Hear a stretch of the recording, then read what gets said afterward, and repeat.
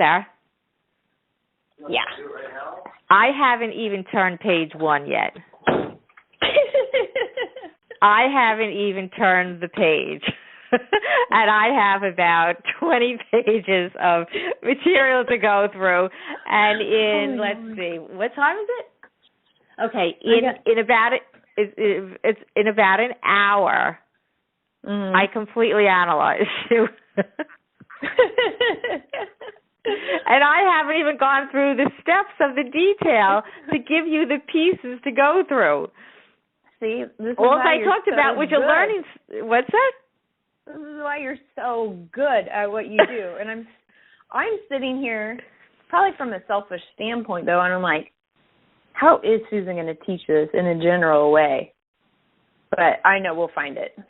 You know what I'm saying? Like, instead of having to do one-on-ones all the time. Yes, I know. But I know that we'll be able to do it. But do you see all the elements? That's why I wanted to have it recorded so you can hear the questions I'm asking you. Yeah. Because those are really the compartments. Mhm. Do you know what I'm saying? Those questions that I asked to draw you out. I mean, I asked you one question, how do you enjoy learning? And you couldn't even tell me about school. And so then through the revealing, we started to see you don't want to learn from other people. And see, that's why this first step is not about learning style, and I don't want to use that word. But do you see the power of my philosophy for learning as opposed to the educational, whether you're visual, spatial, or whatever?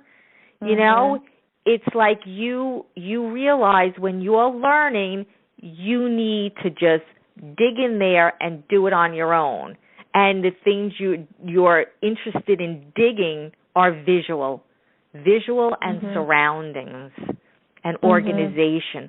Those are the things that you see, because you didn't talk about the environment. You didn't talk about the, playgrounds and being in parks. You didn't talk about, building a house, So the things that you notice as a visual person are things that affect your environment and your physical, your kind of surroundings and even your clothes and your whole body or whatever. Those are the things you're seeing. So it's not enough to know whether you're visual, auditory, or kinesthetic. It's what is it that you notice.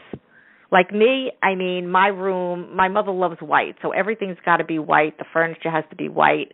You don't get to pick anything with my mother, because everything has her way or no way. So I never had any control of decorating anything, And my surroundings, my room, at work, everybody's desk looks so pretty, so nice, and mine is like, yeah, whatever. Like I don't understand the first thing about, like, other people, their desks are so organized, everything looks good. That doesn't come natural to me at all.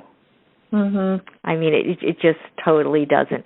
So do you see where what I'm trying to say about what you're taking in is so important to start with? Like with me, it was always, I was always drawn to this was, years ago, books of people where people got to interview people. And I always used to say, how do you get somebody to let you interview them? That was always my big thing when I was young. How do you find people? Now it's like pretty easy. Everybody wants to be interviewed. But I was always curious about, and I always said, I want to be the one who says who should be the doctor, the lawyer, or the Indian chief. I said, I don't want to be any one of those. I just want to talk to the people to say who would be good at that. I always just knew that's what I was drawn to. I was drawn to learning about what makes people tick and what things they would be good at and what makes them good at it, always. Yeah. So how do I get people to understand what they want to learn, how their mind naturally learns, and what it is that they are drawn to learning? This is you. Right before you asked that, I wrote this down, which is going to answer your question. It's you need to ask these questions, and then you also need to use examples from the stories of the interviews that you've already had. So, because stories are the most profound way to learn. Right. That's why metaphors are so powerful. So when you do that, that's going to make a difference. And the other thing to think about, too, is how do you preface these questions to people? So when you said, how do you enjoy learning, Sarah? I bet you said, think back to when you were younger, and I bet you didn't know, and I didn't know that I was going to say, I never paid attention. I don't remember much. I remember one time putting my hands in rice. Yeah. So if that question was on a piece of paper, yeah, I would have written that down, but I would have felt bad